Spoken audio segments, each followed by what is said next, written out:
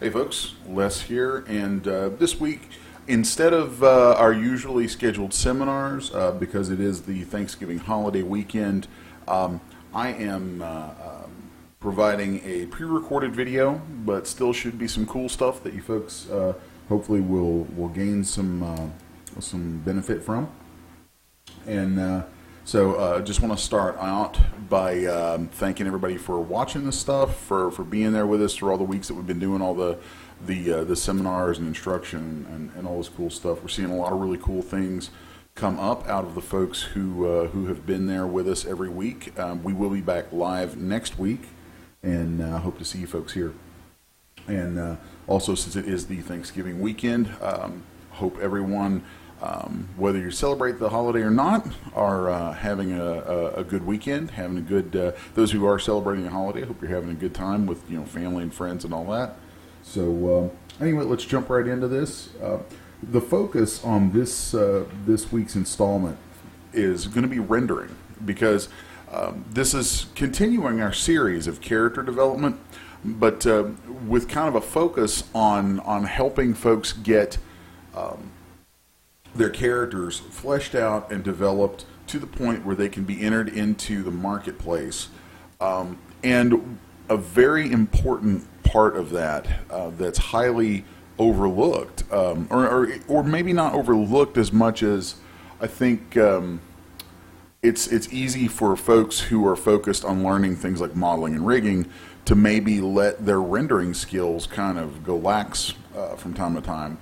And it's also a thing where you end up spending so much time building a product that, or a kit, I call them kits, building a kit that by the time you're done with all the production work, you may really have, kind of project burnout and aren't really that interested in working with it anymore, at least for a while.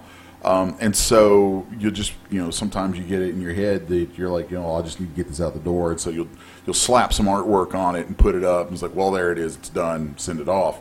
But the thing is that artwork, the first interaction the user has with your product is going to be that artwork. And I've been guilty of this in the past. I've been very guilty of this.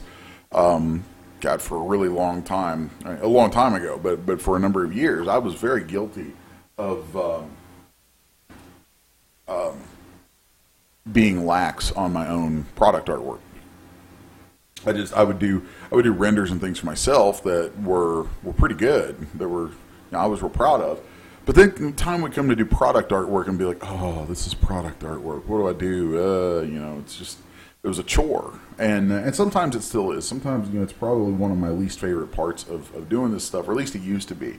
Now with Daz Studio and iRay, a lot of that has changed because there's a much higher quality engine. We can get really great looking images, stupid kinds of fast, and anyway, so yeah, there really, in my mind, there really is no excuse anymore for what might be quality products having poor artwork, having poor promotional artwork and package artwork and all that.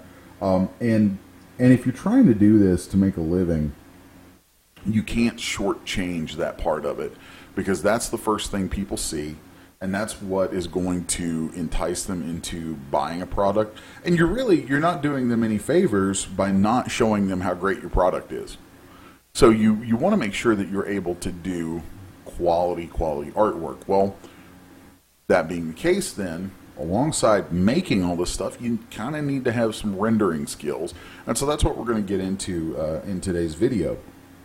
We're going to be talking about rendering using iRay, and I'm going to show you some really slick ways to manipulate HDR images in your render settings to do all kinds of nifty stuff. And I'm also going to be covering some really important facets of using cameras in Daz Studio, as well as my own personal workflow for how I like to walk through setting up my cameras for doing the promotional images on any of my own products. So without further ado, let's jump right in. So here on my screen right now inside Daz Studio, you can see we have our character that we've been building up. We have the Sarge with the you know, all of the outfit. You'll notice that that I've added camouflage over the base suit. I don't know if that has been released yet. I actually worked up 2 freebies for last week.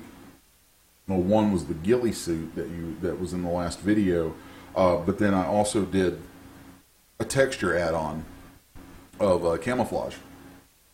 And so if that's not already out, it should be coming out soon, and you'll be able to get that. And when you get that and you have all of the freebies so far, all of the elements that have been released so far in this series, you would actually be able to follow along very exactly with what I'm going to show you here. So here we have Sarge loaded in, G3 Mail loaded in with the Sarge add-ons applied. We have the basic suit, the Dark Void Explorer suit, all that stuff. Then the ghillie suit and the camo add-on. So here we have just the default perspective view in Daz Studio. And I'm going to go ahead and turn on, actually I'm going to reset my render settings to their defaults so that you can see the difference when I change these. Okay, so let's go ahead and shift our viewport from a texture shaded over to iRay, and we'll give that just a minute to bake into the screen so we can see what's going on there. And you'll see that the default settings with iRay, I mean, it's going to look nice, but you're not going to have background, you're not going to have anything there. You know, and your first instinct may be to say, oh, well, I need to go grab, you know, I need to put something on the ground, I need an environment, I need something that makes this make sense, or there's a lot of different things, thoughts that can come to you when you see this empty environment. And most of them, actually, I think, can lead you astray pretty quickly. So, so here's what you'll see with just the default iRay settings, which, okay, that's fine and good. I have a number of presets that I've saved that I use all the time that I find really, really handy. But I'm going to walk through some things about my basic setup that you'll find in any of my presets, which I'm going to be releasing one of those, actually 2 of those, in the freebie for this week. You'll be getting this render preset, which does use an HDR image that I'm going to show you the link to here in a minute. But I'm getting ahead of myself there. So let's look at our default settings. And here in general, we have all of our sizing, and I like that you can save presets for yourself on the image size. So the first thing I'm going to do is I'm going to go grab my CGBytes main promo size, which you'll notice the numbers here are actually larger. Okay, they're exactly double. The main promo images at CGBytes are 800 by 1600, and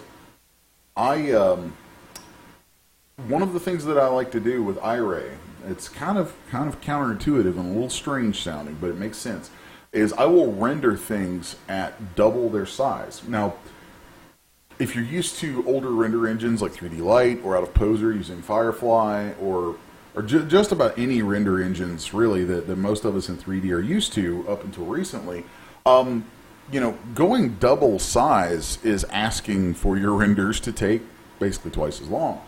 With iRay and physics-based rendering, that's not the case, because just the way that physics-based rendering works, the engine doesn't really care about the size of the image, and it's kind of a neat, bizarre thing. You know, when you watch it start to render, it kind of looks like you know, like something like a salt shaker being poured out. You get all these little dots and they come up, and so it's going to run through iteration after iteration after iteration, refining these dots and pulling this light data, these photons, into the camera and creating the image. regardless of the image size. And the same number of photons are going to be in that image regardless of how large or small it is. And one of the most common things that people run into with iRay and physics-based rendering is this graininess that comes up in your images. Well, that graininess is in part due to, or can seem like it's due to too few iterations. Well, if you raise your image size to double the normal size and let it run the exact same number of iterations, the grains won't get larger. You'll just have, those grains there. And then you shrink the image down, like in Photoshop when you're done, and you'll see most, if not all, of those grains just disappear. And it's a common thing that I've run into with folks with a little more experience using physics-based rendering. And it's a handy trick because it can actually speed up your render times to clamp your images or set your images up at double your size and then scale them down. So that's why I have my CGBytes main promo image preset is set at double the size. So there's a few things here that are kind of common. Render type is a still image, render target. I have set to a new window. You could do direct to file. If you do direct to file, then you won't get a preview. So let's see. I tend to not actually put an image name in, rather defaulting to an image path with a blank and then rendering to a new window. That way my images will save into my render album after they render, and I can right click and save them out of here and point them all to the same directory really quickly and easily. And there's a few other little areas that I'll deal with later on that probably in another course or another video about why I like to do that, because I can kind of give you the brief version really quick. Is that when you render in Dev Studio and you have your render album present, you can right click these images and hit save as, and you navigate to where you want to save it, and then the next time you right click and hit save as, it'll go right to the same place.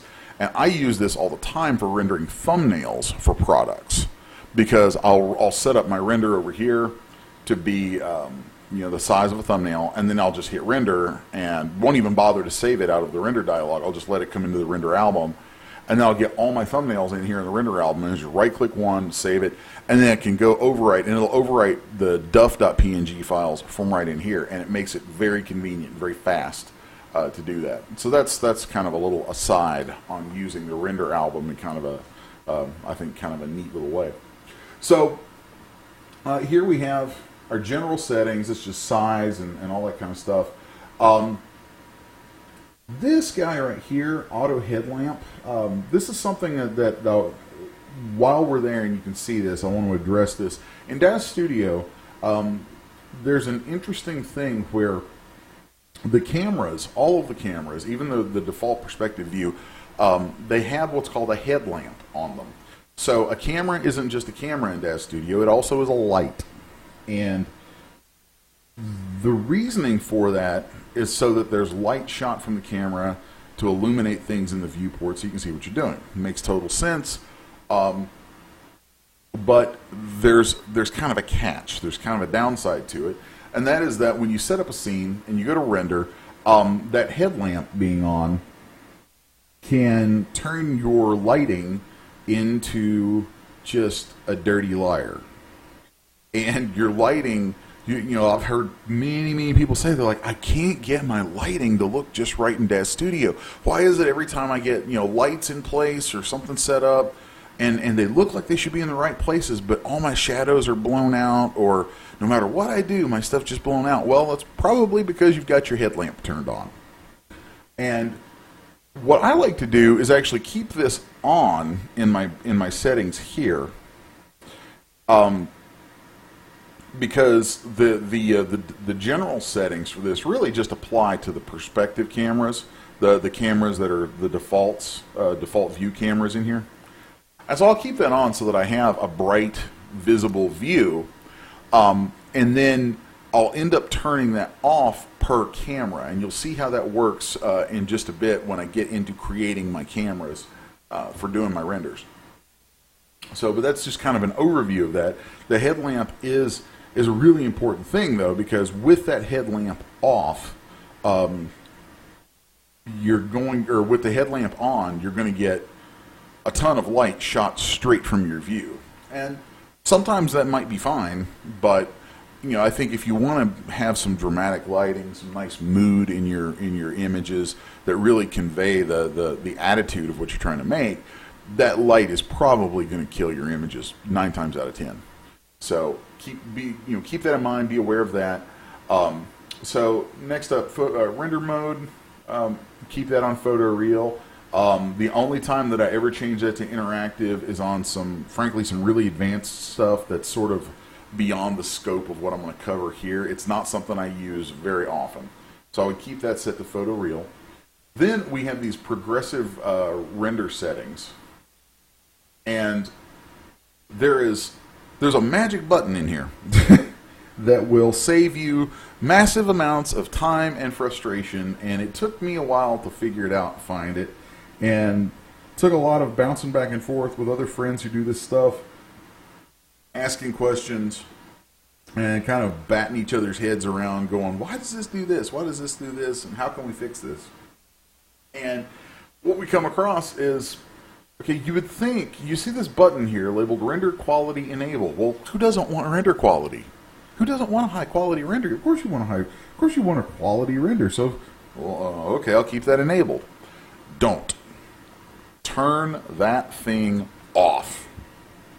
Because what that does is, with that on, it basically overrides all of this other stuff and just sets it to keep iterating through the render until you stop it. So even though it may look finished, it's actually still collecting more of those grains from the photons in the scene, and it just keeps moving. And that's why, sometimes you'll be like, wow, this render has been running for 5 hours and it doesn't look any different than it did 3 hours ago. And it's because the differences are so minute you can't tell them, but it's still chugging because that's left on. So as soon as we turn that off, all of this other stuff actually has really real effect. Particularly these two guys, or these guys right here, the max time, and then the render quality down here. So we'll keep render quality set to 1. That's actually the thing that really guides the clarity of how the photons are collected. Then rendering convergence ratio, that is defining how many photons are collected together to assemble an image. And that value is in a percentage, because if you, and I want to keep that at 95%, because if you go much higher than that, then it's just going to keep iterating. So part of the point of turning this guy off is so that when we have this set at 95 or wherever we have it, it will actually stop. It will actually go, okay, I've collected enough photons, this image is done. So we want this off. This guy set at 95, this one at 1. Max time, and this is in seconds, and the default on this is 7,200 seconds. To me, that's crazy. I know there's lots of folks who do this who are perfectly happy at letting renders run for 3 hours, 5 hours. I've heard of people letting renders run for 2 days before. Hey, if that works for you and you're cool with that and you can sync that time, more power to you. Have at it.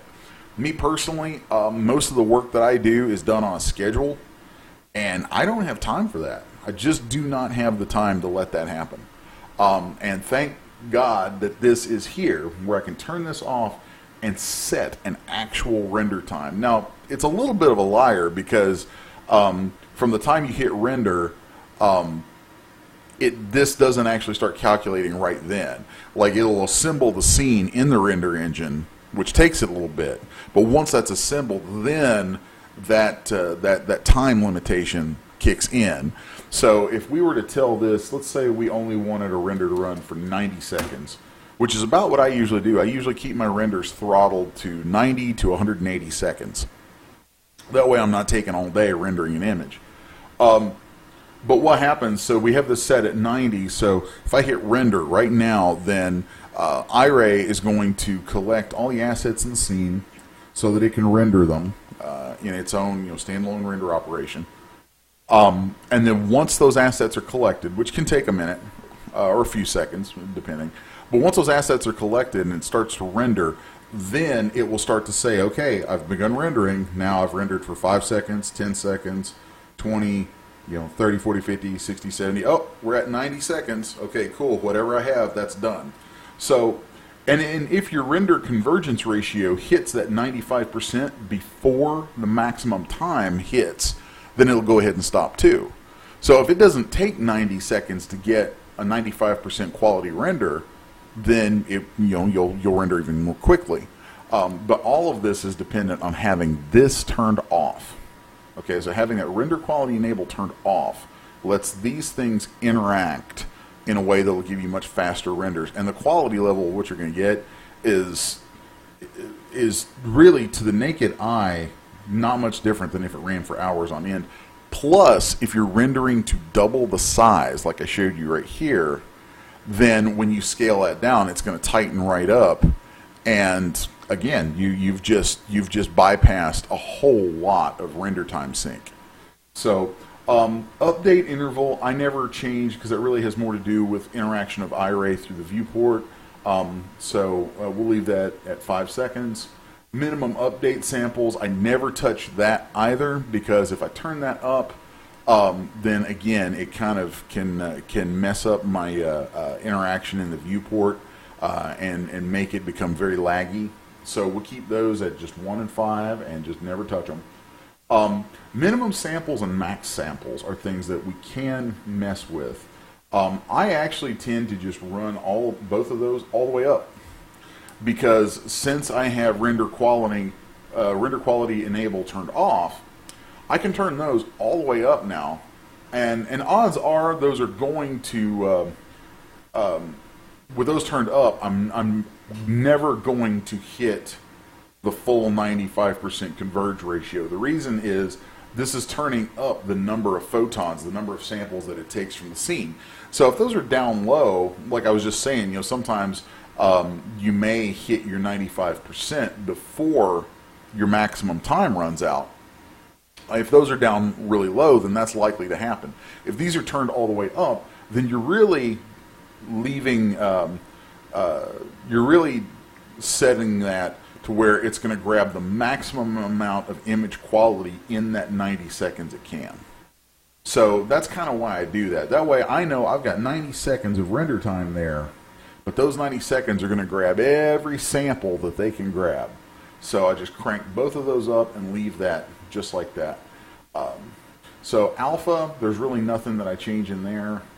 Optimization, I never touch any of this. There's really not a lot of reason to, especially if you're doing character work.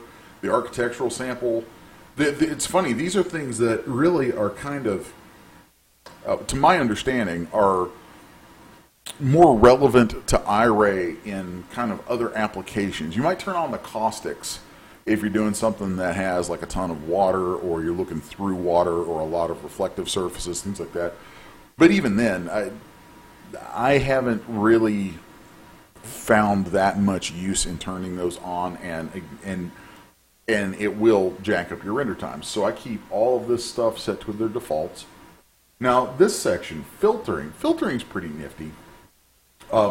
With filtering, we can turn on or off Firefly filter, which Firefly is, when I talk about those speckles, the photons, I think their lingo for this is fireflies. They call them the fireflies, the little dots that pop up. Sometimes look like little grains floating in your image. So if we have Firefly filter enable turned on, then that will help remedy some of those dots, those granules that show up in your image. That's what that's for, is to kind of help blur those out and alias them, or anti-alias them into the image. So nominal luminance, I never mess with, because if you turn that, if you do anything with that, it's going to dramatically mess with the way your lighting works, and I've yet to find a reason to use that for anything. Noise filter enable by default is off, as is the bloom filter. I will turn noise filter enable on just about every time, and I almost always turn noise degrain filtering up to about 2, and my radius, noise degrain radius, anywhere between 4 to 10. And these two settings right here, degrain radius and degrain blur difference, those two things are kind of settings that you play with those as you see things in the viewport. And one of the things I like about iRay is having this immediate feedback in the viewport. So you can, it's not the same as seeing your full-size image, but it's pretty close. And if you're seeing a lot of grain and you want to work that stuff out a little bit more, in the actual render, then, or in the real-time render, then these two guys right here are your friends for that. These are the things you want to mess with for tweaking that level of graininess out. So, and off in the distance, you can probably hear Heisenberg. I think somebody's coming in. Mr. Heisenberg, the office dog, one of the office dogs. There's Heisenberg and Toki. So under filtering, see, we can go to each of these sets of settings individually. So here you see fireflies, noise. Now I have bloom turned off. Let's turn that on for a moment, and you'll see it's going to recalculate the image. And when it does this, you'll see that it applies what is basically a film style bloom, and it can be pretty extreme. Like here you can see that you've got color bleed through the bloom. And this is trying to emulate the way that some types of film will blow out when enough light hits them and in certain conditions. And we have a lot of controls over this, and I recommend using bloom very, very sparingly and in very small amounts. Like I will always, if I use it, keep my bloom filter radius down to like 0.01 or 0.02 so that we get just a tiny little softness added. I mean, if you turn it way up, let's turn this up and you'll see the results. Here you can see, here's where the biggest color difference is between all this green and his skin tone.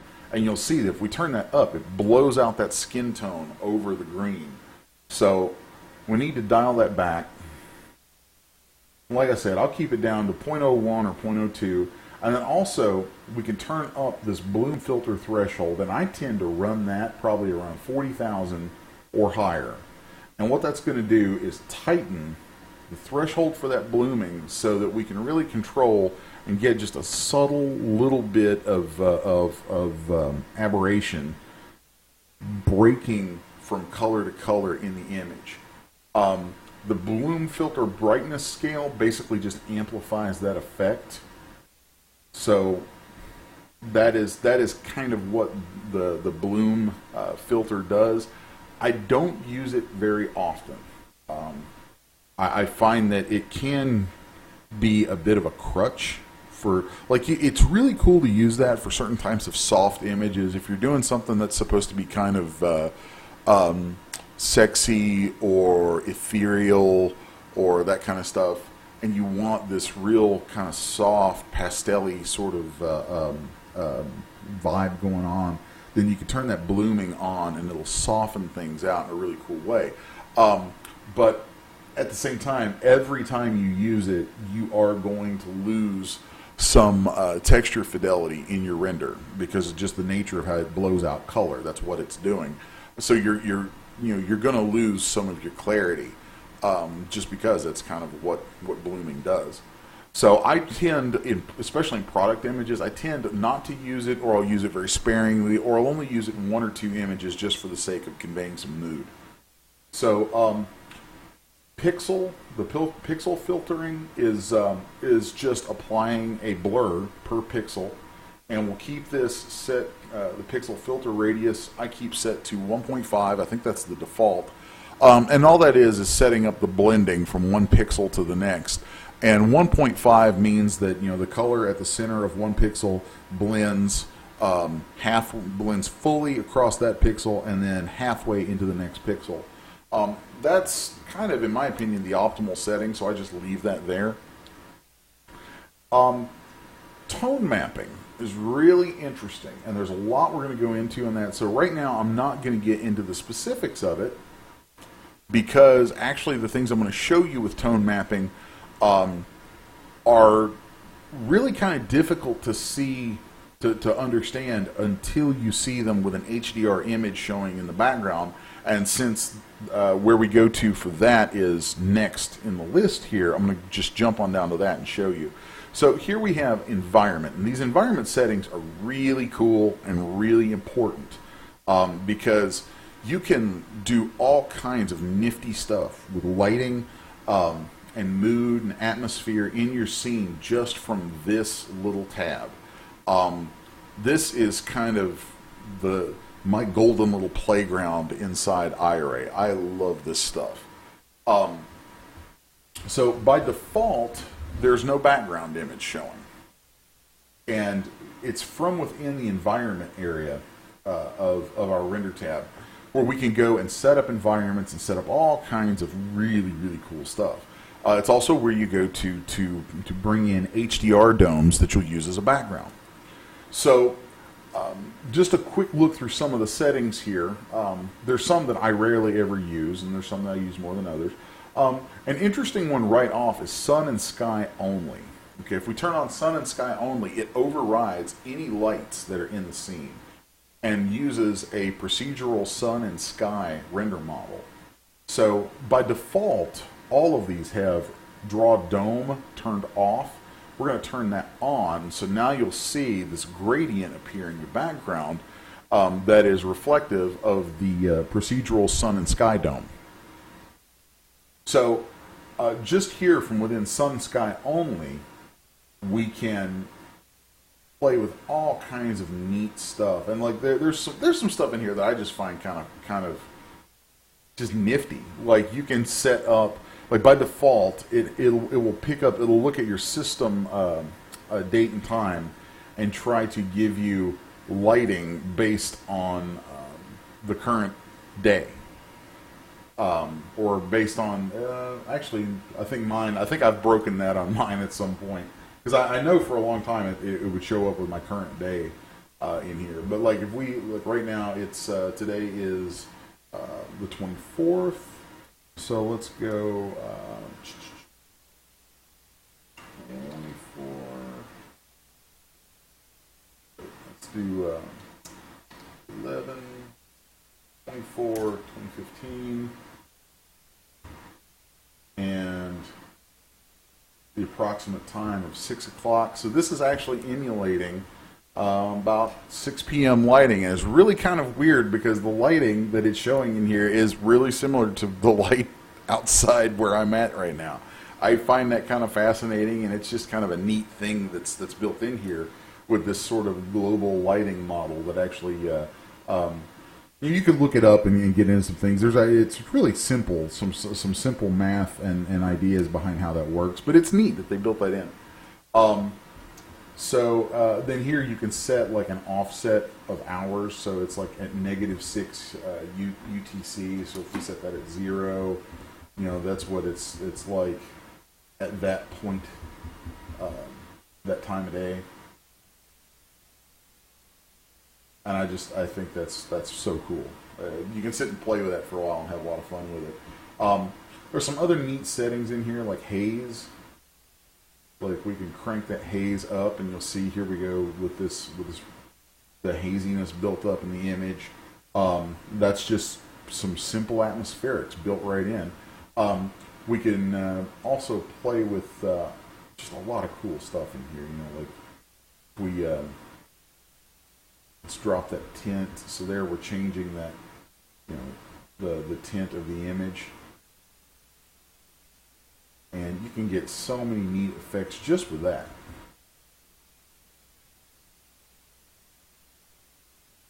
And this is stuff that I would just encourage, you know, playing with. Just have fun with it. Experiment with that stuff and see what kind of things you get. You may find some stuff, find some settings and save them that are just cool. And you'll want to use them over and over for all kinds of stuff. So, these are kind of interesting. Like sometimes I will do what I call showroom renders, where it's just a white infinite room and just showing the product. And the way that I set up my render settings for that is I will set up very similar to this, but then I'll take my horizon and blur it quite a bit. And take my ground color and set it to white. And so there we have this nice, there's a very slight gradient there, but that's okay. We have this nice clean room sort of environment to work in. And so you can get very, very accurate response to the colors and things in your textures through renders in a setup like that. So, and since I have that set up at the moment, I'm going to go ahead and save that so that I might want to make a couple more changes to it.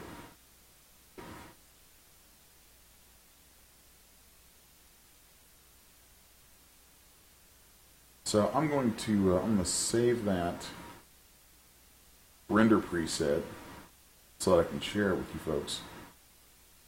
And where I'm going to go to do that is whatever library you're working out of. I'm going to go into my render presets, and here I have a pile of render presets saved. So I'm just going to add this one to it, and we're going to call this.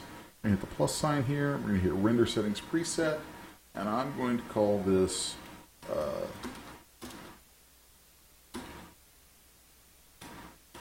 white infinite room. And I'm going to double check and see. I don't really want any of the general render settings in here. These are just the dimensions and destination, all that kind of stuff. I don't want any of that saved. I only want my iRay settings included. So let's accept that.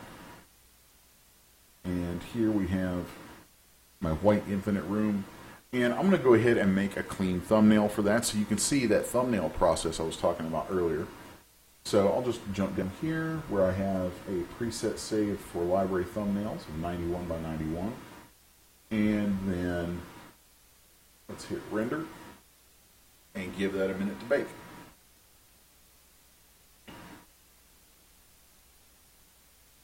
So, and there you can see through the dialogue here how it loaded up all of the assets that were being used, and now the render is moving, and you see the time frame that it takes. And it's interesting because the time that it's taking it to render this for that small image is probably about the same that it'll take for a larger image.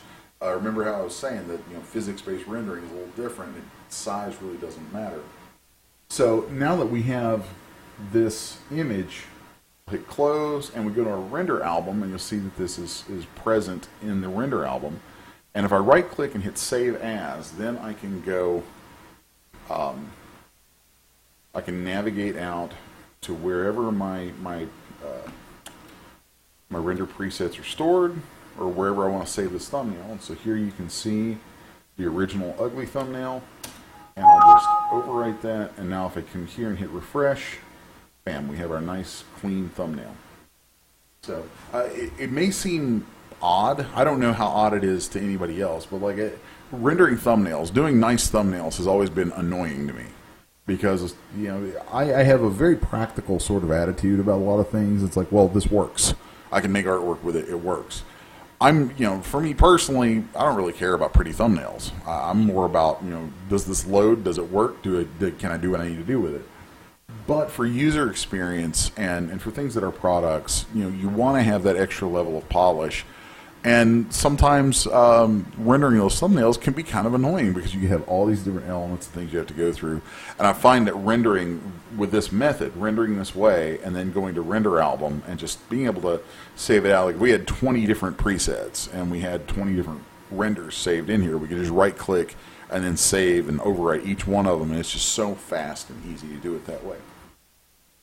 So that's kind of a quick overview of a lot of different elements of the dome under environment. Now, I don't use the showroom settings all that often. There's just certain times that I do. There's a couple of the things I want to show in here that are interesting and will play in into some other things coming up. Like there are ground settings.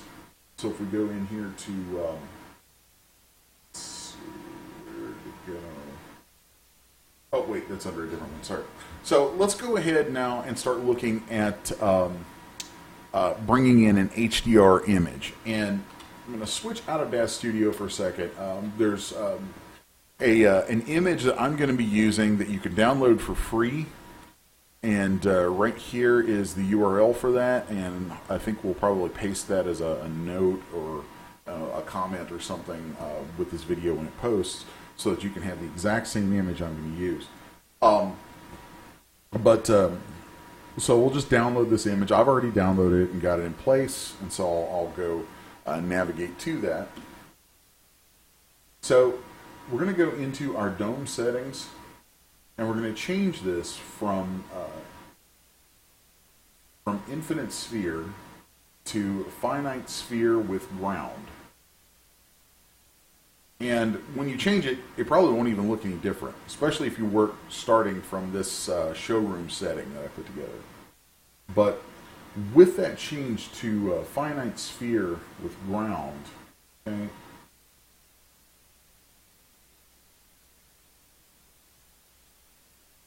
we then, let's see.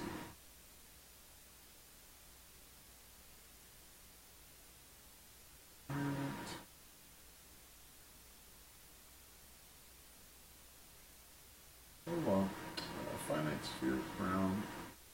We need to turn off the sun and sky only mode, because that overwrites, that kicks out the use of any HDR. So we're going to change to finite sphere with ground, and then we're going to go to dome and scene. If you go to dome and scene, then it's going to use lighting from the HDR image plus any lighting that's in your scene. Now here's a catch. That is specifically regarding lighting objects and not mesh lights. So it almost doesn't matter, because I virtually never use actual lights anymore. Almost everything done in DAZ Studio now with iRay is mesh lights, which is to say really just emissive materials. Mesh lights is kind of a kitschy little catchphrase that caught on, but whatever, you know. So it's using emissive materials. So if we set this to dome only, then it's going to use whatever HDR is in the dome. Right now, it's still using the settings from our sun and sky settings. So it's going to use either that procedurally generated HDR dome or whatever HDR image you plug in, plus reflecting whatever emissives are present in your scene. So once we have this set up correctly to dome only, any of these except sun and sky only. Sun and sky only, like I said, kicks out your HDR image. So we'll set this right now to dome only, and then we'll go to environment map, and we can, let's kill that. And then we can browse to our map. So let me just, where did I put it? Where did I put it?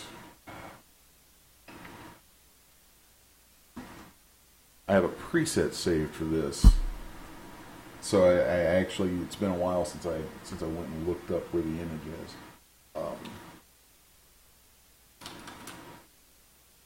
So let's browse, and I think I have it in my bits boxes.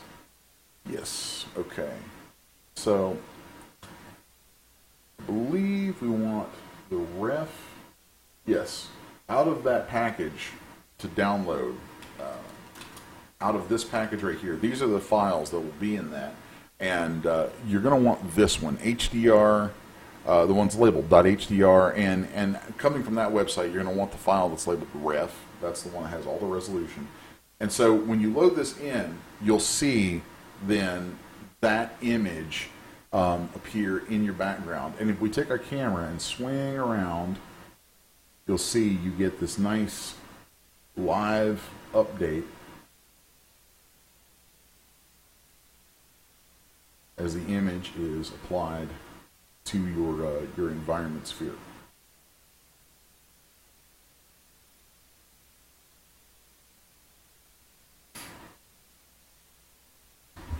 So that gives you a nice basic HDR setup. And then there's a number of things that we can do once we have that. You can see like how the ground plane that is in here sort of does some odd stretching as it curves onto the dome in the distance. So there are a few settings I want to go over that are really kind of important to understand what they do, because they can help you tweak out how an HDR image works in your scene, and that's kind of important. Let's just kind of walk down through the different settings that are on here and give you a quick look at what they do. Environment intensity. Let's just set that down to something really low. That literally is the intensity that lighting is pulled from the HDR image. So we're going to keep that most times set to 1. Then environment map is just the actual intensity level, really, of the image itself in the sphere. So if we were to crank that up really high, you'll see it starts to blow out and becomes much brighter. The default on that is actually 2. A lot of times I end up backing mine down to about 1.6, 1.7, so that it lets a little more of the tonality in the image come through. That's also something to be played with. So it's not a hard rule on that. Environment lighting resolution, I typically leave set to 512. If you turn that up, it's going to try to pull more photons from the image, and most of the time I find that 512 is plenty. So dome scale multiplier. Now, this is getting into some of the stuff that I'm very, very adamant about using. This is some really cool stuff, really handy stuff, and very useful. So dome scale multiplier by default is set to 100. And what that is, if our dome radius is at 100 and that multiplier is set to 100, then we have an exact 1-to-1 ratio of what that dome looks like in the scene. But if we turn the multiplier on that down to like 2, you'll see that that dome then is brought down by that value. Okay, so right now the dome in the scene is whatever the unit factor is 100 times 100. So you have this, what appears as an infinite dome. It's really not infinite. It's just so large that it seems infinite. And we can change the multiplier on how large that is and really control a lot of interesting things about our image. So if we bring that multiplier in tighter,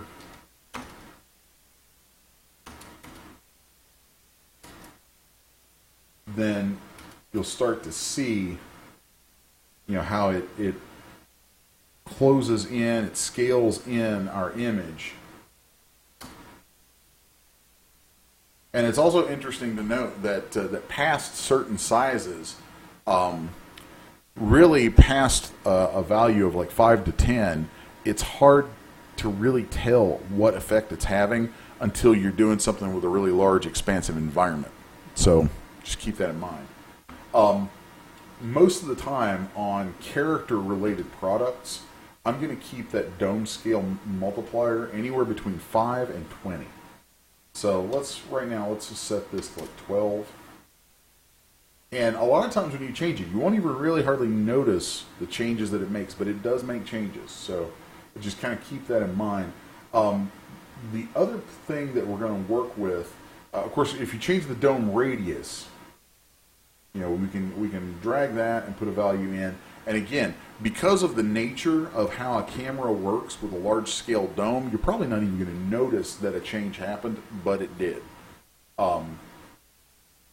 Size and scale are very relative in here, and they matter, but it's hard to see until you're working with things that are large enough for you to be able to say, oh, yeah, that cuts into something over there. So I hope that makes sense. It's harder to explain than it is to show sometimes. So dome origins, I'm just going to be blunt. I don't mess with those for two reasons. One, the dome is at world center, and 9 times out of 10, well, actually every time, I've yet to find a reason for me to have to try to move that. And the second thing is, when I have experimented with these, they really don't seem to have done a whole lot. Now, that could be because my dome was scaled so large that it wasn't a visible change, or I'm not sure what. So I'm just being really blunt and honest there. I really just kind of ignore those. So dome orientation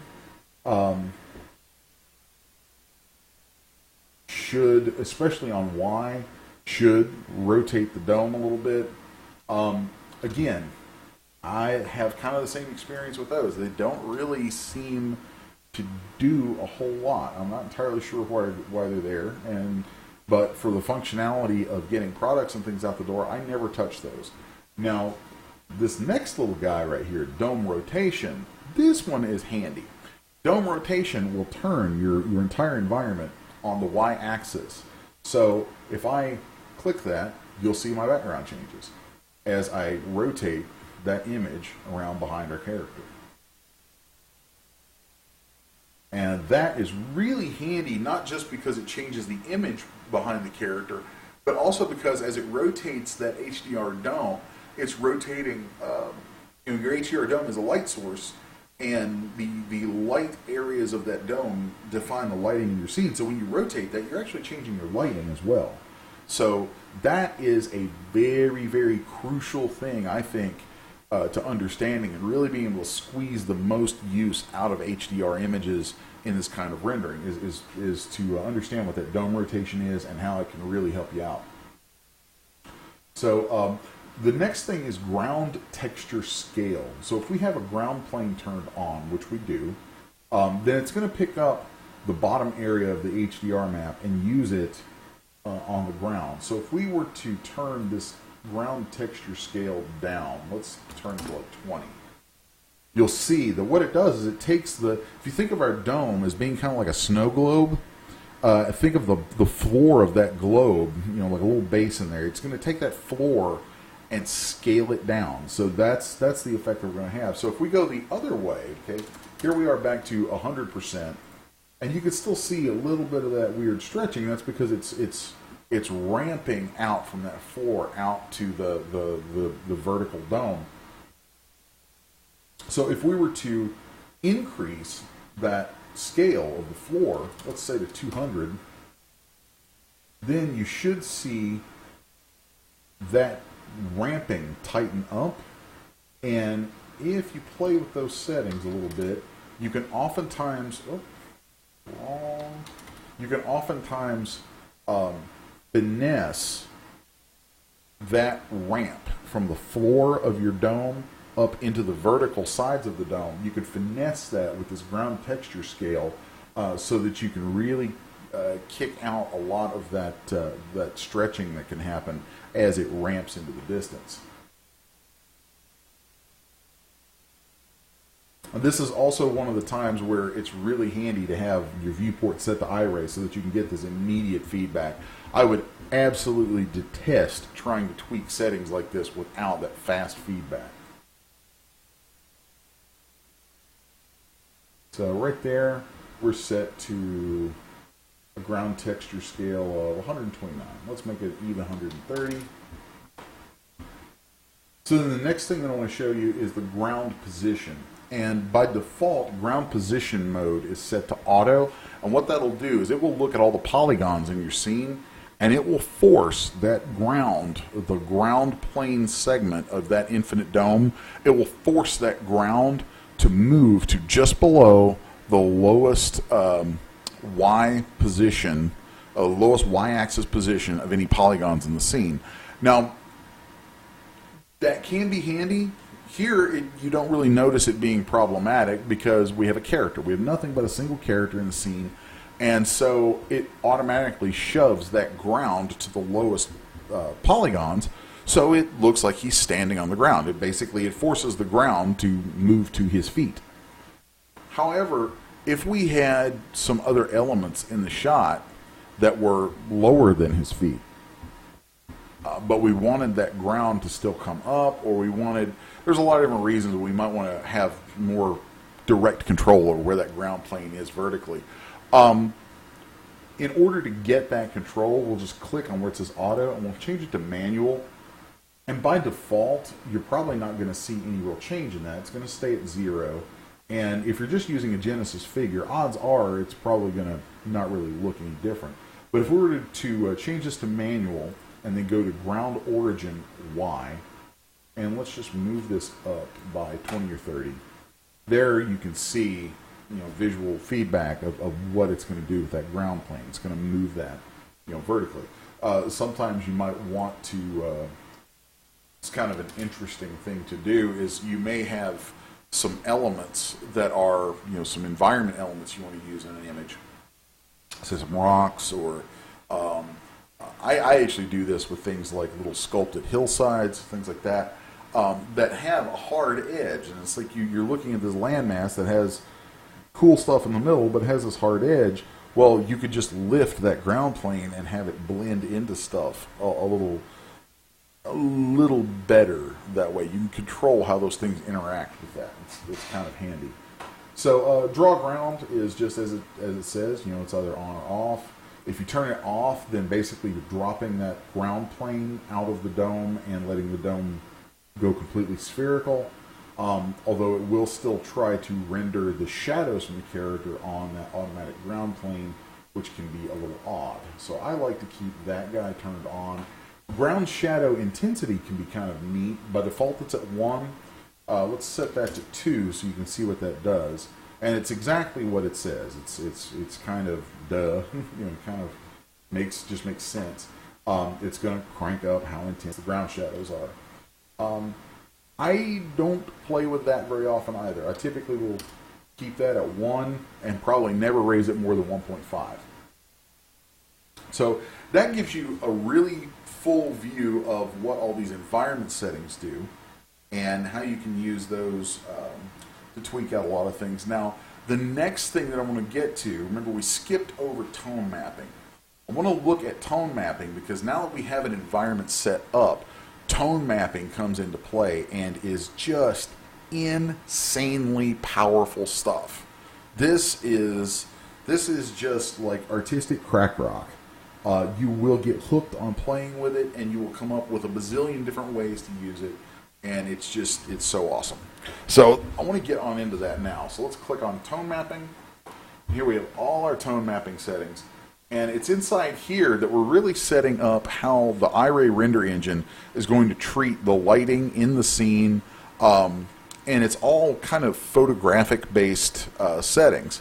It's really nice. From in here, you're basically setting up how the render engine is going to act and how it's going to emulate film from a camera. So I would encourage anybody who's doing this stuff to go read up a little bit on photography and some photographic principles and traditional photographic principles, because these digital tools are all trying to emulate traditional photography anyway. And so, you know, there are lots of things about grain and, you know, film back and things like that that these engines are trying to emulate. And the more you understand them, the more you'll understand what these tools are trying to do. So let's just kind of take a quick walk through all of these settings. Here we have exposure value, and this is turning up or down our film exposure. So if you think about it, what that's doing is, you know, film exposure is how much light you're letting hit film in a camera. More light burns the film more, so it becomes darker. Less light makes for a lighter image because it's not burning as much. So, and I believe the default exposure value in iRay is 12. We can always, maybe 13. You can always hit the little gear and hit reset on any of these values to get back to the default too.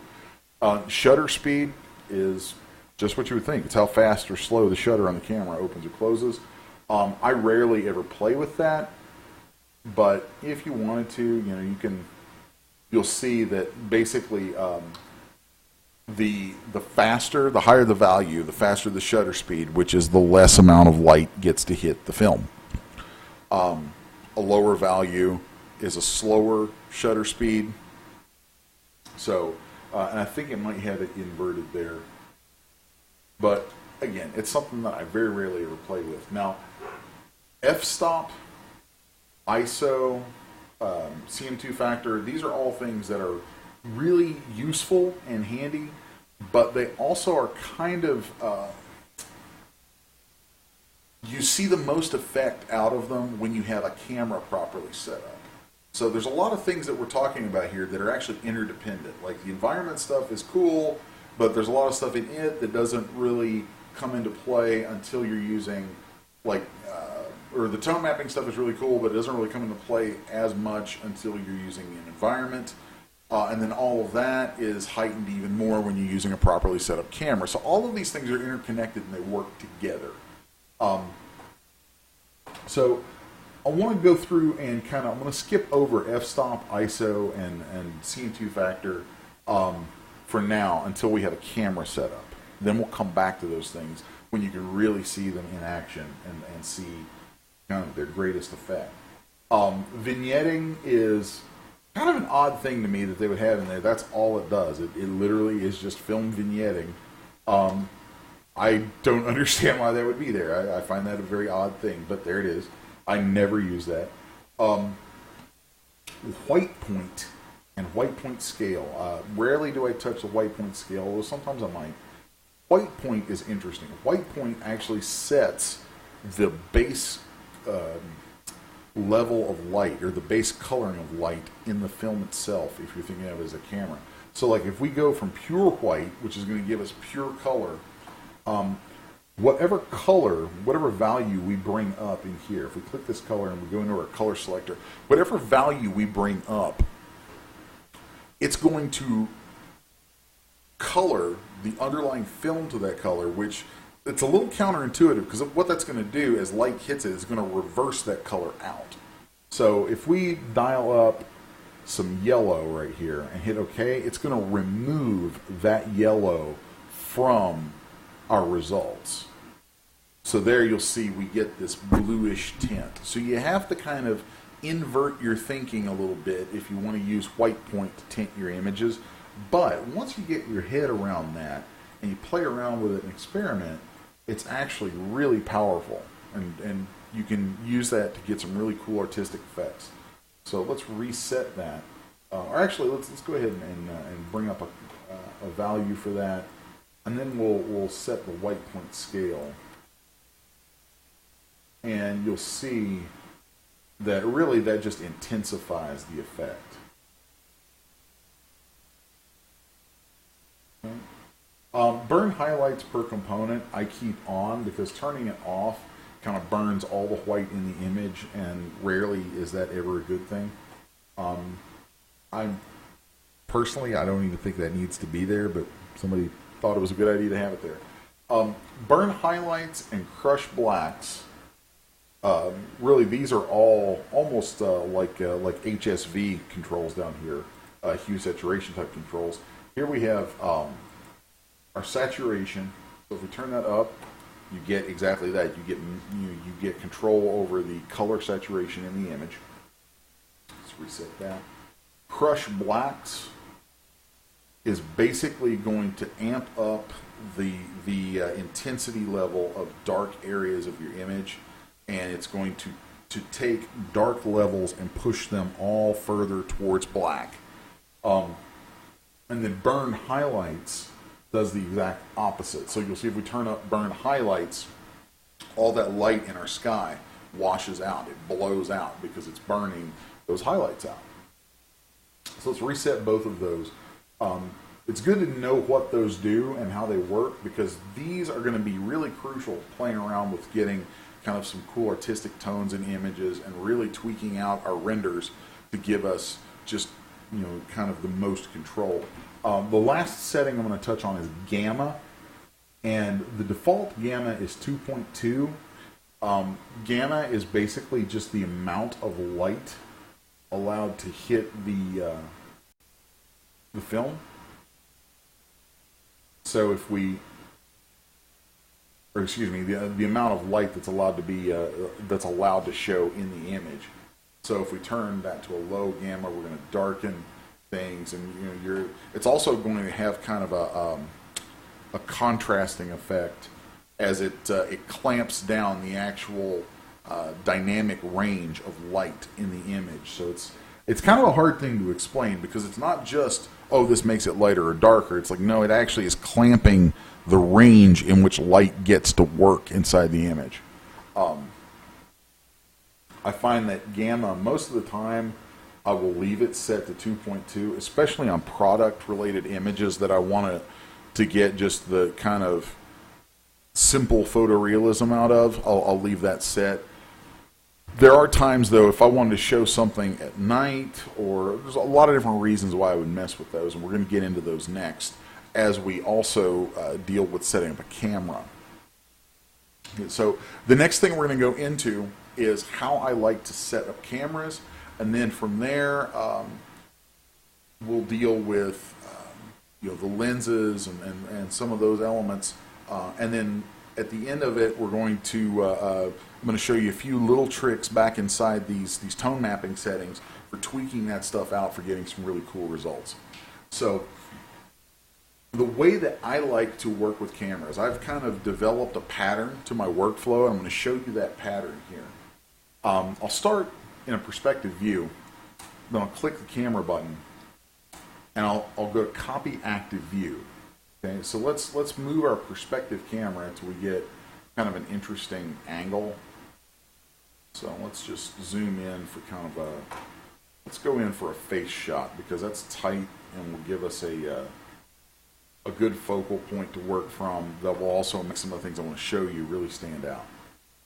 So there we can zoom in and look at our character's face.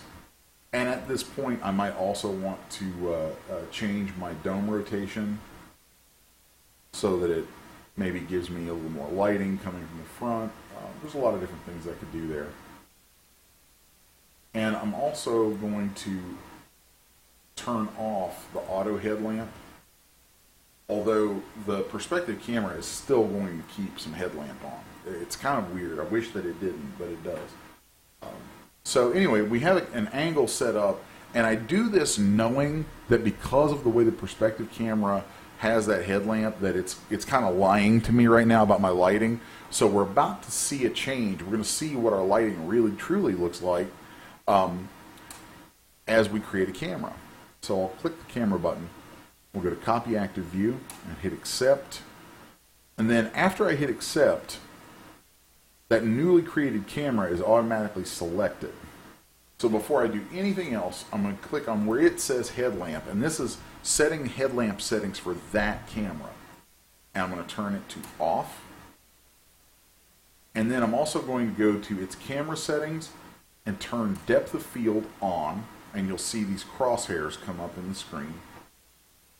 And now I'm going to rotate away. Now, you might think, well, we just set that camera up. Why are you moving your camera away? Well, I'm not moving that camera away.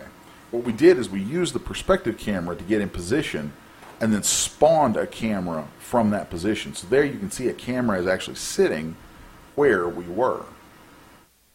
And I can wheel away in my perspective view. So now I can see all the little gizmos and representation of the camera in the viewport. And what that allows me to do next is really handy. So now that I have depth of field on, let's take our focal distance and move that so that we can see those crosshairs. And we're going to put those roughly on his face, or right in the range of his head. Doesn't have to be super accurate. And then we're going to turn up the f-stop a little bit. Now what that f-stop is doing is that's the focal area of the camera. So everything in between these two f-stop planes should have great clarity, and everything in front of or behind them should get a gradual amount of depth of field applied to it. So now we can click in our camera listing, and we'll see that our camera is now in that list, and we'll switch back to it. And so now you can see that things in the distance have a little bit of blurring to them. Things that are in front of our focal length field will also have a little bit of blurring. And things that are close to our focal distance and within that field are nice and crisp. So, and then just as an illustration of what the headlamp does, if I go to headlamp on this camera right now and I turn that on, we could actually turn up its intensity and we could blast out this image with all kinds of light straight from the camera. I am not going to do that. I never do that. I don't like that. I wouldn't use that for anything, but it's just to illustrate for you what that does. We're going to turn headlamp off. And then, let's see, is there anything else I would want to do with this? I might kick back out to my perspective view and alter that f-stop to be much tighter. Because I really want to get a tightly focused image. And then we'll zoom that camera in just a little tiny bit more. There we go. That way, the stuff that's coming forward, some of this stuff is actually pretty far forward, and I want it to kind of blow out with that focal blur. So that we have the face, that mask, nice and crisp, in contrast to the stuff around it. So also, I still have my render size is still set to my thumbnails. So I'm going to go back to my CGBytes.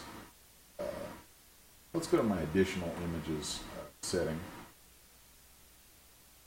and which I think is actually wrong. Oops. Actually, you know what? I think I just want to do this render as an HD. I like that format.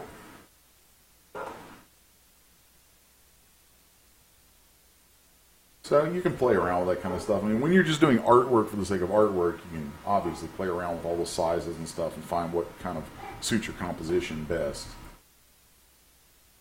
Something like this wouldn't be a bad promo image to have to use on like Facebook and places like that too, where you don't have all the restrictions that a lot of stores will have on image sizes. So here's my sizing though for a main CGBytes image. So I'll kind of look at that, and this would be a pretty decent image. I might push back and try to get a little bit of composition, a little light come in, kind of move it off the center. And if I move that, I'm going to need to double check my my focal length on everything. So let's just push that a little bit, and we'll swing back around and take a look. So there we are set up for a pretty solid piece of promo artwork. Just a nice face shot, shows off all the elements.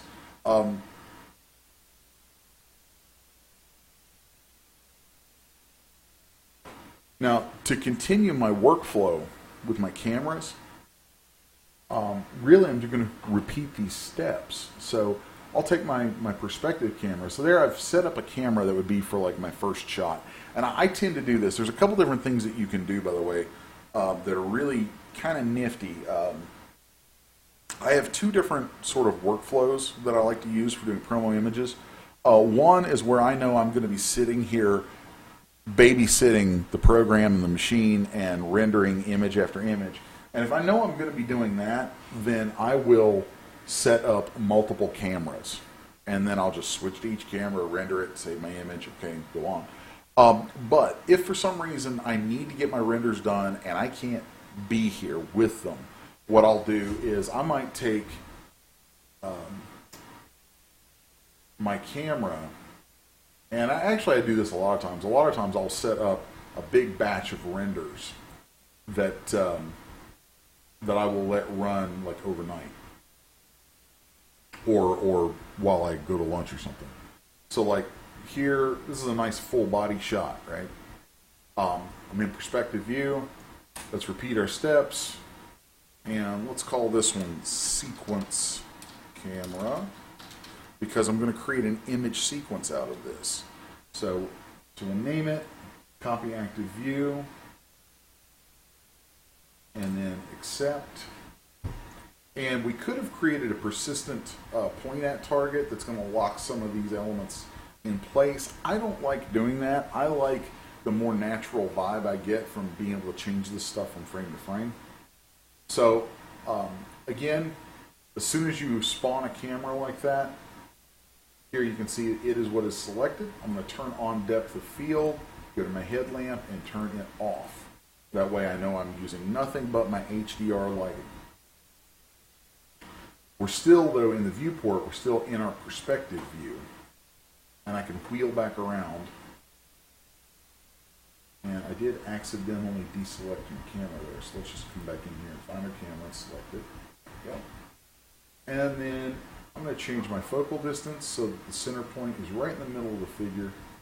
I'm going to bring my f-stop down interactively. Now let's come back out and take a look at our sequence camera. So now we should get nice, pretty extreme depth of field in the distance there that'll make that character really, really pop. Now, I think in previous seminars I've talked about how I have my keys bound for the animation timeline. And this is one of the many, many times that I use that timeline in some, I think, some pretty nifty ways. So if I wanted to do a sequence of images that use these settings, I would just come over a frame in the timeline and rotate this camera. And as long as I'm just rotating it, the focal point should stay the same. So I'm not going to move my character in space any, and I'm not going to move my character in or my camera in or out any without making changes to these. Now eventually I will do that, but the first time I move it, I'm not going to change anything here really. So here we just swing around, and so now if I move back over my timeline, you can see here's my first image, here's my second image. And these are all going to be really, really quality images, though. Let's go in and set up a third so we get a back view. And this is just a nice kind of showroomy sort of method of walking through these.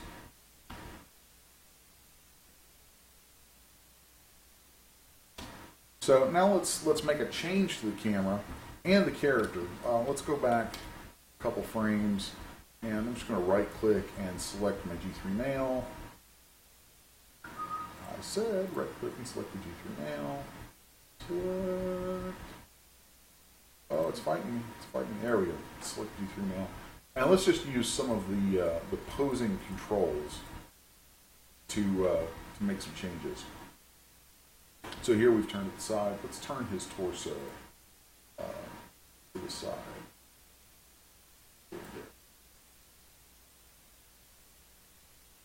Give that a second to update, and then maybe let's do head and neck a little bit.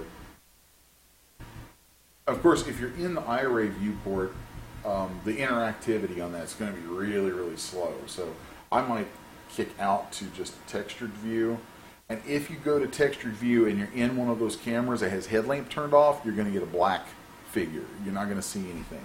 So if you do that, you're going to need to either turn your headlamp back on temporarily or just go to your perspective view so that you can see what you're doing.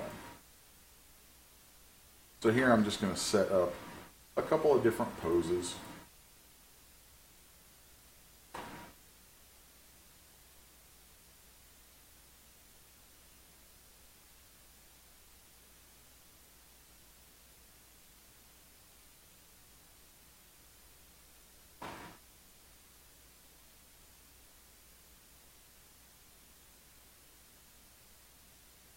And then let's restore the figure, and let's go grab a pose from somewhere and apply it.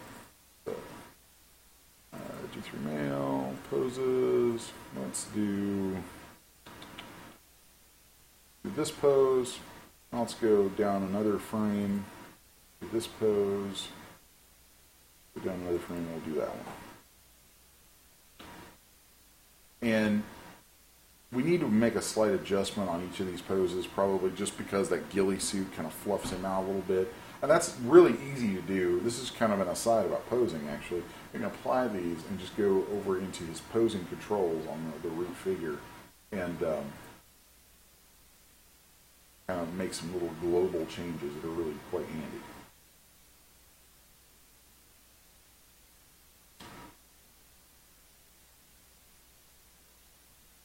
So here we have 5 frames. So our range is going to be from frame 0 to frame 5. Let's plug that in. And now let's go to our sequence camera. And let's go turn iRay back on in the viewport so we can see what we're doing.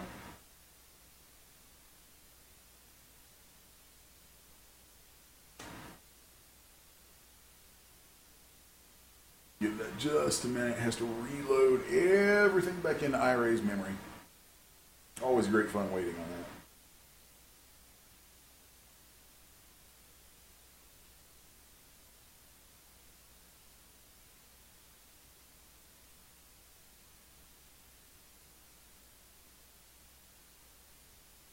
And if ever there's a point where iRay is going to freak out and just like start looping and being a royal pain, it would be when you've kicked it out and then try to come back to it. So from time to time, if that happens, you might have to save your scene and restart Studio to get that to work.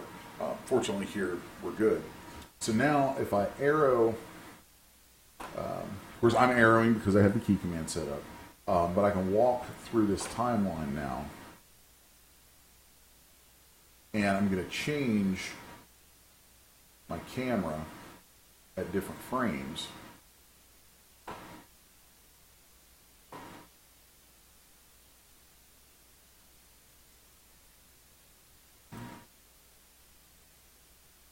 And I might have to kick out every once in a while to make some changes, because here as I moved in, I could see that I'm pushing my my focal distance and my depth of field. I'm moving the camera in places that you know, that those things aren't going to be appropriate for. Now those do animate. So now if I kick back over to that camera, it should be nice and tight. We're good there. Now let's get a different angle.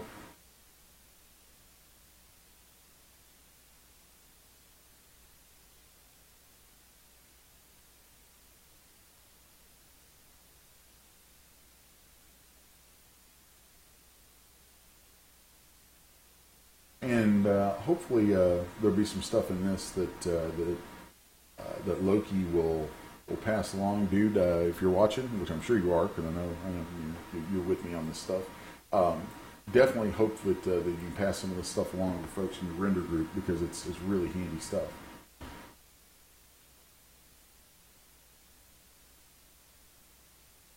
So here we're just going to move around, get another full shot. And we'll let that cook for a second and see how our settings are looking. So far they're holding up pretty well. I think we might need to tighten our f-stop a little bit at that frame.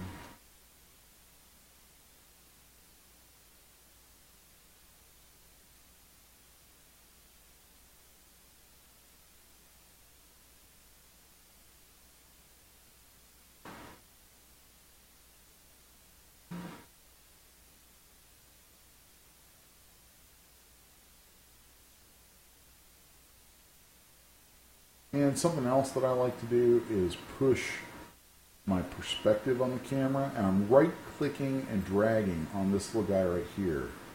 To do that, I'll push the perspective, squeeze it like that, and then pull the camera some more, and we'll get a deeper sense of focus.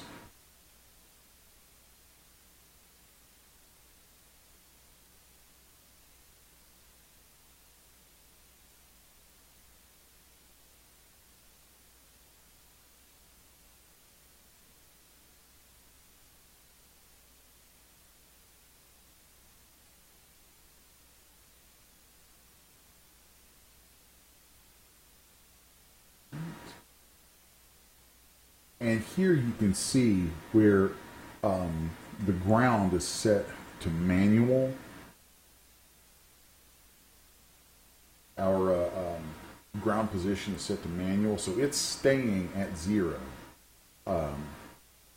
That's why the feet are going through there, because those feet are actually, the soles of those boots come down from the feet a little bit, and so since these original poses here are made to make the figure sit at floor level, that's going to make shoes and things like that that come from below the feet go into the floor a bit. So if we turn this back to auto, though, you'll see the ground will just move, like I described earlier, to the bottom polygons.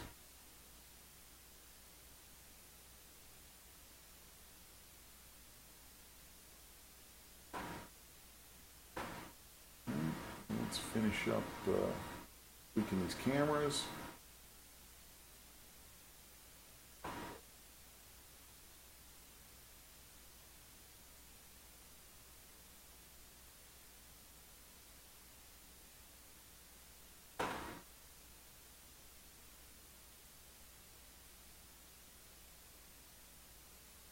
See, this one is getting really blurry, so that tells me that I need to work with that f-stop. Actually, my focal distance. Sorry. Whenever we push that perspective and focal length, you're going to end up probably needing to tweak that stuff back out a bit. But it's that focal length. It's the combination of depth of field and focal length that gives you that really photographic feeling of depth of field going on in the background, that blurring from it.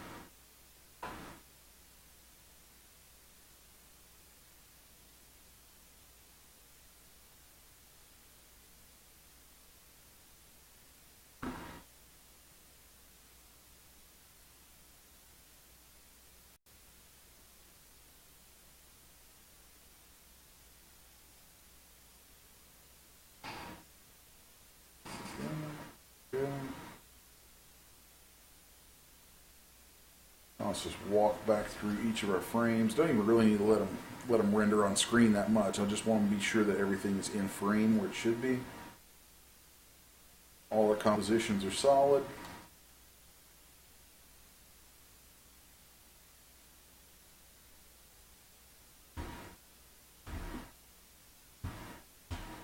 All right, and now we're ready to render that sequence. So what I would do from there to render all of those frames is I'd go to my render settings, and under General, I would change my render type from still image to image series. And then here I would put in a series path. So here you can see under my render directories, which we go to manage directories, you can manage where it looks at to save renders out of here. It's kind of handy. So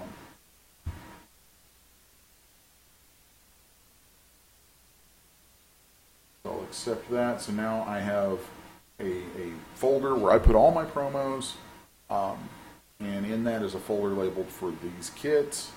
And I would just put a name in here. It would be, let's call this DVX Ranger. And at this point, I would hit render and just walk away. And it would cycle through all of these frames and save an image. It would render out using all our render settings here and save out an image for each one of those there. So I'd get, you know, those 6 frames of a really high quality image rendered that way without having to babysit it, and probably pretty quickly. I would estimate this right now would take about half an hour tops to render and get some really nice images. So that is kind of my personal preferred way of rendering a good batch of promo images, to have a lot to pick from for submitting products and have stuff for sharing online to show different people and share into groups, things like that. So the last thing I want to show you is just kind of artistic stuff. One more time, going back into the tone mapping controls. Let's switch back out to camera 1. My first camera that I made. And this is just kind of some bonus stuff here. Okay, I'm going to go into my render settings, and I'm going to go into my tone mapping. And I'm also going to show you this on a different aspect ratio so that we've got something, you know, so that you see more of the HDR image. You've got something that's more like what you would see in a movie or on TV. And right off the bat, since we switched to that, I mean, this is actually a really very photographic looking image already. But let's say we wanted to make some pretty drastic changes. Like, let's take this environment and turn it from day to night. So I'm going to take my white point and let's wash out a lot of our yellows. Maybe even bring that down a bit more.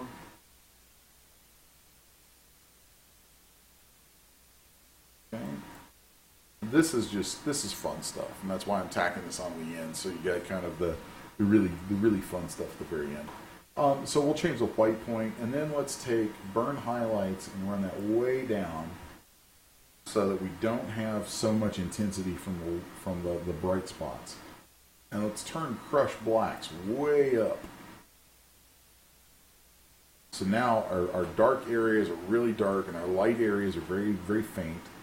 Let's turn our resolution or saturation down a bit, and then let's turn gamma down. And we'll start backing that off, and you'll see how it starts becoming duskier. Then I'm going to take my film ISO and start messing with that a little bit. And I'll just start going back and forth, playing with different things, but you can see how you can do a lot of crazy toning with this. Just really getting some neat effects, and if you tweak around on this just right, you can actually end up creating what is very believable kind of nighttime imagery from daytime HDRs. So like, let me find my own preset for this.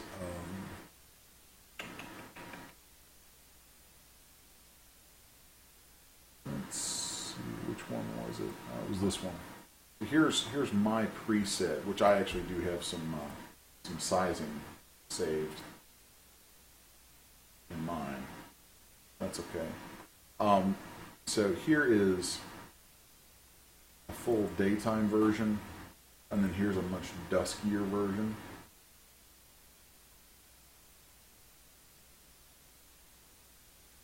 So there's a lot of cool stuff you can do with that. I've got a few other things saved here, and I'm looking at the best way to share these. I have a whole big bank of really cool HDR presets put together that use freely available HDRs that you can find online. I need to recompile all my links to those images so that I can share for you guys the links, because I'm not going to redistribute somebody else's HDR images, but I can distribute my settings that use those images and then give you the link where you can grab the image. So I need to check with the folks at CGBytes and see if they would be cool with sharing that kind of a resource, because it does, you know, some off-site stuff, and it would require poking around and downloading things and all that. And I just, you know, that some folks, you know, that might be kind of cumbersome seeming to them. I don't know. I need to double check on that and see what they think about it. But regardless, you can come up with most of the kind of effects that I'm coming up with through everything that I showed you here. And then just as a quick look at some examples of that kind of thing in application, I'm going to show you some of my other presets that I use quite frequently. And you're going to be able to see the results of using these kind of these tools of the toning and all that kind of stuff. So like here you can see, you know, going from these are all using the same HDR too. So here's one that's kind of midday. Then I called this one midday sharp because it kind of sharpens some things up. And then this is the same thing, although my dome is shifted on it. So let's just change that. Let's see, rotation 335.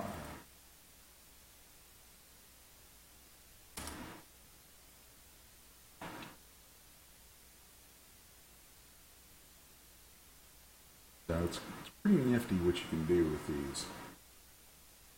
And here, Yeah, again, this is HDR. There's no lights in the scene at all.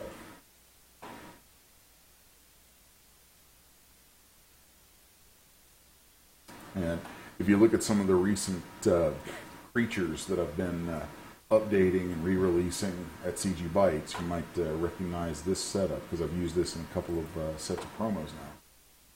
So there's kind of a normal daytime version of this setup. And then here's one that's been pushed to be closer to a nighttime sort of setting.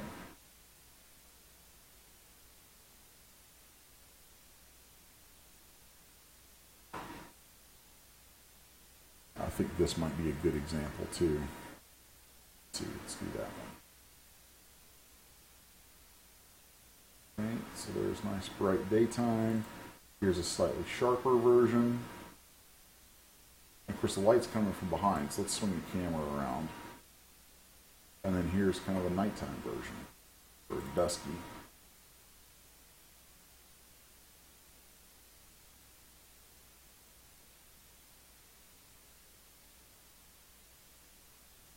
There's the beach settings that you've seen in some of the other dark void stuff so far.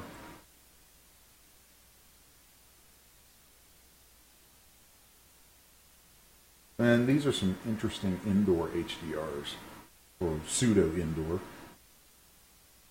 Let's grab the fully lit version now.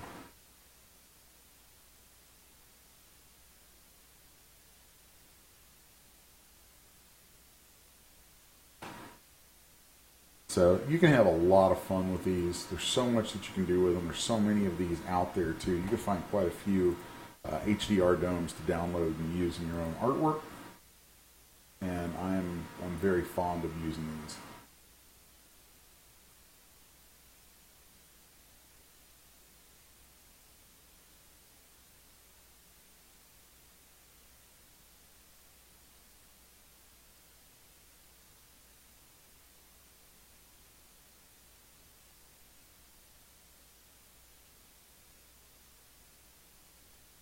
There's a great one with all that light, and you get this nice example of how light can blast out in an HDR. So anyway, that takes care of everything that I wanted to show you in this week's installment. We should have, I'm going to post a couple of render settings as the freebie for this week, and so we'll get those out in the next day or so. I hope this is helpful, and you guys pick up some good tips and tricks here on how to kind of take the work that you've been learning how to do and display it in the best sort of light possible. As always, if you have any questions or comments, feel free to leave them. You can reach out to me on Facebook or Twitter. And as ever, thanks to the folks at CGBytes for making this whole sort of thing available to you guys. Definitely look us up, keep in touch with me, and let me know what you're doing, what kind of stuff you're working on. We've got a couple more weeks of seminars before we take a short break at the end of the year and then shift over to kind of the new format that we're going to be going to with some things that are much more specific to content artists selling at CGBytes. Anyway, with all that said, thanks for watching, and we'll catch you next time.